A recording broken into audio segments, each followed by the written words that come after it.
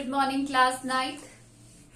So in the previous class we have completed the poem The Duck and the Kangaroo. हमने complete कर ली थी poem. And today we are going to start a new chapter, chapter 8 in our beehive portion, that is reach for the top. कैसे top पर हम पहुंचते हैं, कैसे हम शिखर पर पहुंचते हैं, या कैसे हम हमारी लाइफ में सक्सेस को हासिल करते हैं, वो आज हम इस चैप्टर में पढ़ेंगे. So let's get started. It is on page number 98. ये पेज नंबर 98 पे है. So it is divided into two parts and it is a sort of biographical sketch, जो biographical sketch होते हैं.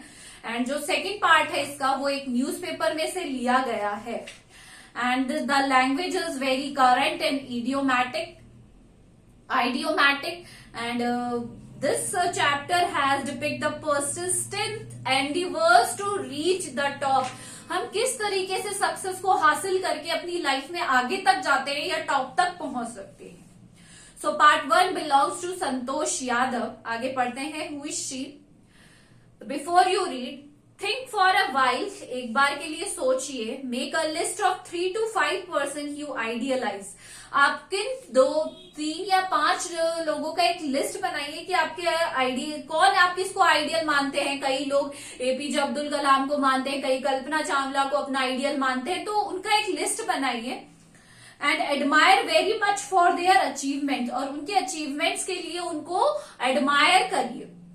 Your idols may be from any sphere of life. ऐसा नहीं है कि आप जिस फील्ड में जाना चाहते हो उसी फील्ड के आपके एडमायरर्स होने चाहिए या आइडियल्स होने चाहिए. They can belong to any field like sports, medicine, media और आर्ट एंड कल्चर.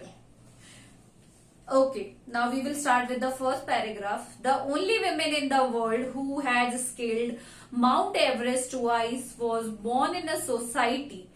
जो पहली वुमेन थी या ओनली वुमेन कहेंगे, जिसने 2 बार माउंट एवरेस्ट को नाप ही दिया, उसने जन्म लिया एक ऐसी सोसाइटी में, एक ऐसे समाज में, where the birth of a son was regarded as a blessing, जहां पे बेटे के जन्म को एक ब्लेसिंग माना जाता है.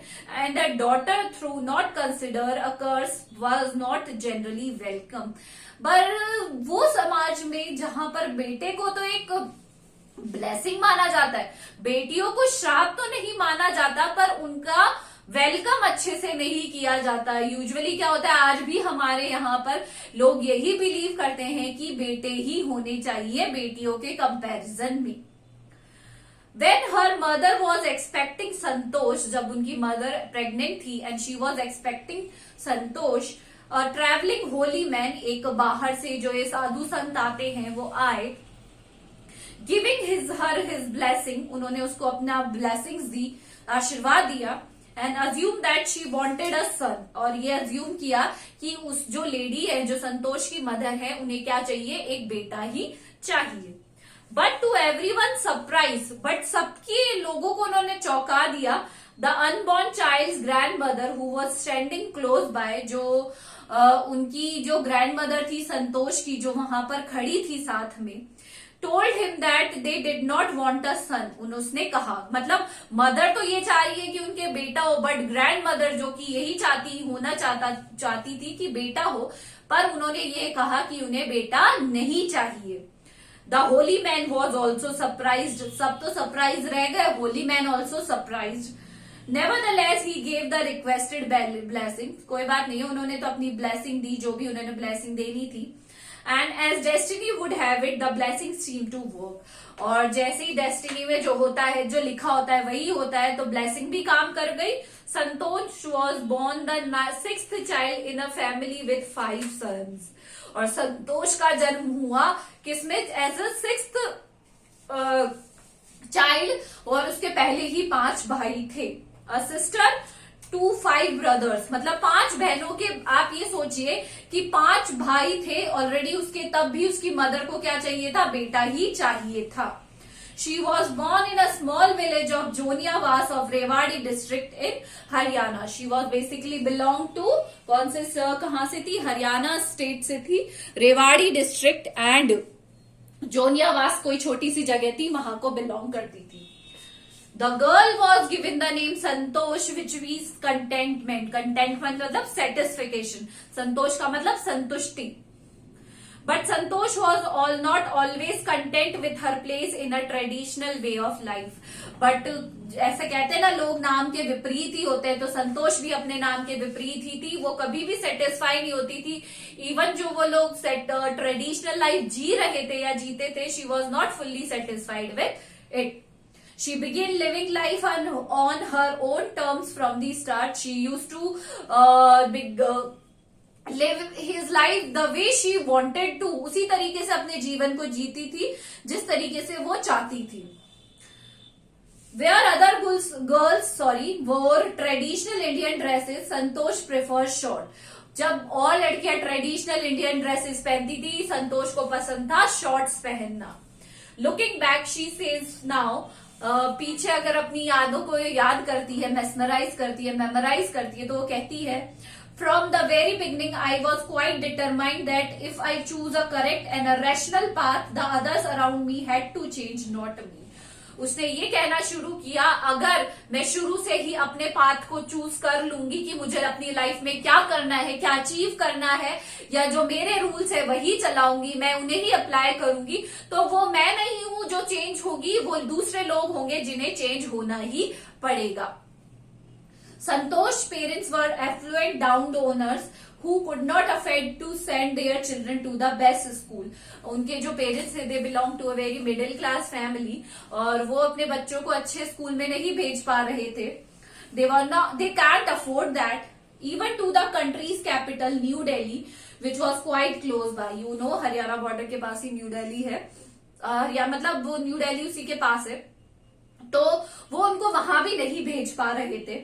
But in the line with the prevailing custom in the family, Santosh has to make do with the local village school. But जो उनकी घर में जो प्रथा चलती आ रही थी कि सारे बच्चे लोकल स्कूल में जाते हैं, तो वो भी लोकल स्कूल में ही पढ़ी, विलेज की।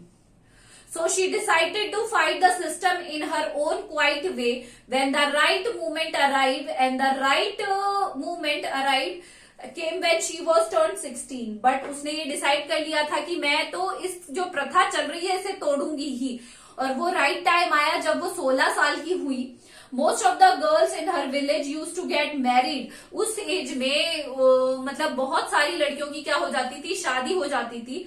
संतोष was also under pressure from her parents to do the same, और उसके पेरेंट्स ने भी उसे प्रेशराइज किया कि जब सारी लड़कियों की शादी हो रही है तो तुम ऐसा क्यों नहीं करना चाहती हो।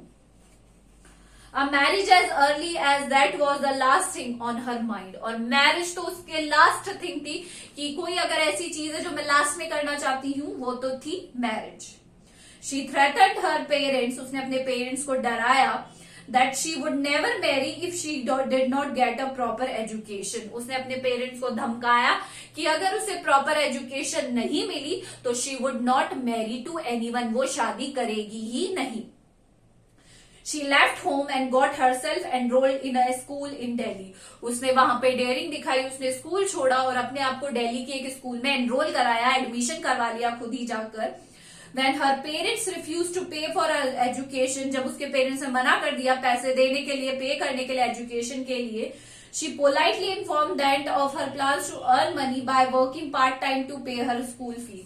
तो जब उसने देखा कि कुछ भी ऑप्शन नहीं बचा है, तो उसने अपने पेरेंट्स को इन्फॉर्म किया कि I will work, part time work कर लूंगी, अगर आप लोग नहीं देंगे I will earn my own money to pay the school fee. Her parents then agreed to pay fee for her education. फिर उसके पेरेंट्स माने उसकी एजुकेशन के लिए देने के लिए पैसा। So this is all for today. Thank you.